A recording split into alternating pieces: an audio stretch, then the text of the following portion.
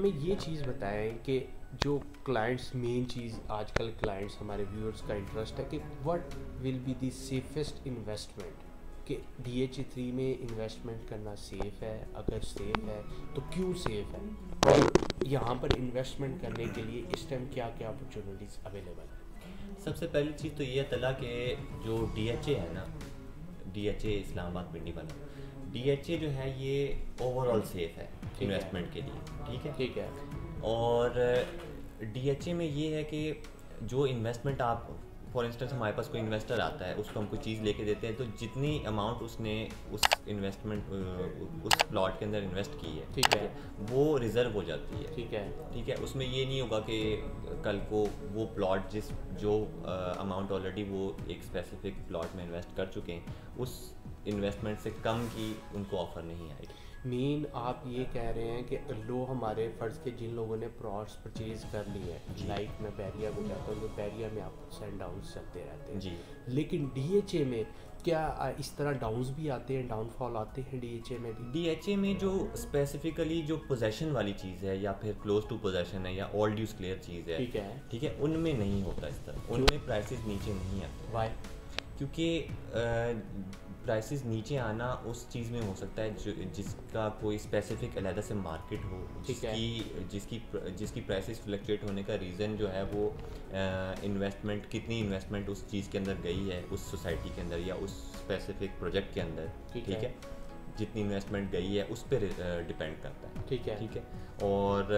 उन बड़े इन्वेस्टर्स जो मतलब मार्केट होल्डर्स जिनको हम कहते हैं ना, जो जिन्होंने ज़्यादा सारी इन्वेस्टमेंट किसी एक प्रोजेक्ट के अंदर की हुई है, ठीक है, उस तरह के जो भी होते हैं ना, उस तरह के जो भी सिस्टम होते हैं, उस वजह से फिर ये प्राइसेस ऊपर नीचे होती है, ठीक है, ठीक है। अब जी आप कुछ पूछें। जी, मैं ये कहना चाह रहा था कि अब हमें ये बताएं कि इस टाइम किस जगह इन्वेस्टमेंट करनी चाहिए और क्या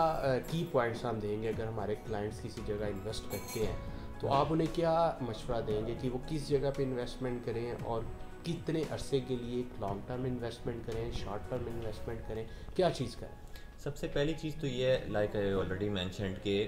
DHA ऑल ओवर जो है वो सेफ इन्वेस्टमेंट है, ठीक है। अब इसमें आप आ जाएं, अगर हम स्पेसिफिकली DHA3 की तरफ आते हैं ना, कि DHA3 में कौन कौन सी इन्वेस्टमेंट्स हैं, उसकी क्या क्या कौन कौन सी इन्वेस्टमेंट किस किस ड्यूरेशन के लिए है, उसकी टर्म कितनी होनी चाहिए। DHA फेज़ 3 जो है उसके अंदर जो पोजेशन वाले प्लॉट है, सेक्टर A के, सेक्टर B के, ठीक है, ये वाले प्लॉट्स जो हैं ये लॉन्ग टर्म इन्वेस्टमेंट्स आप कह लें।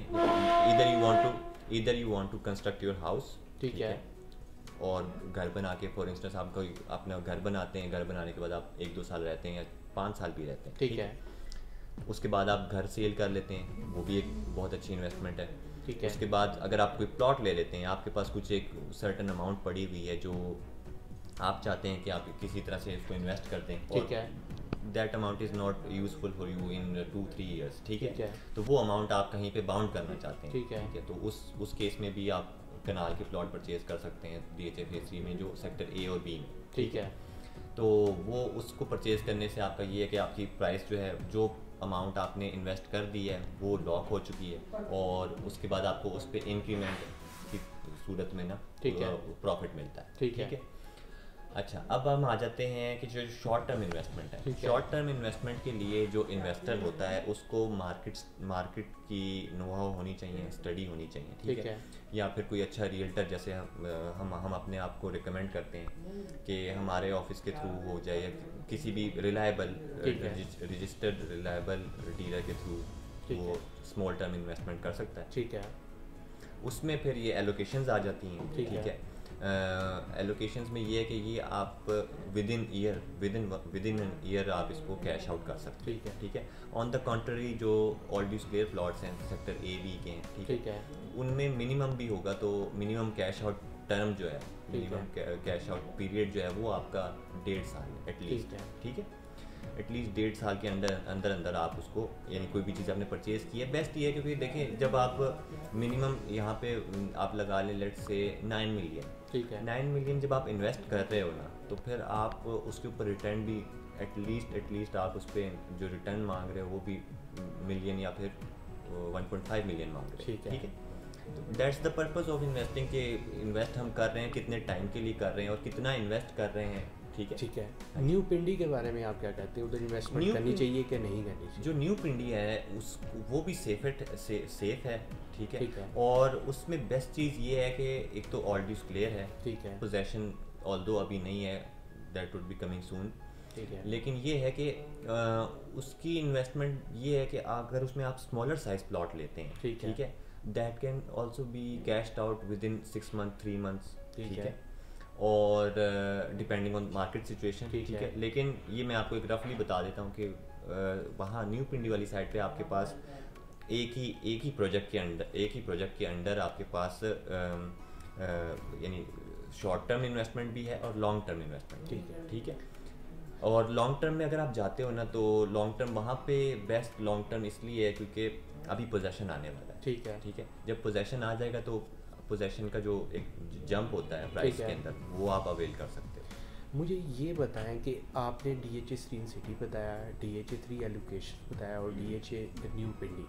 आप इन तीनों फेजेस में कौन सी जगह रिकमेंड करते हैं हमारे व्यूअर्स को, और कौन से प्लॉट साइज लाइक 5 मरला, 7 मरला, 10 मरला और कनाल कौन सी करते हैं, और शॉर्ट टर्म वाली करते हैं या लॉन्ग टर्म वाली करते हैं? देखें,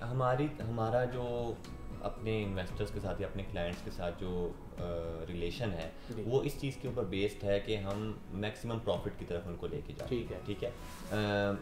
वी ट्राई आवर बेस्ट कि हम लोग उनको उनकी मिनिमम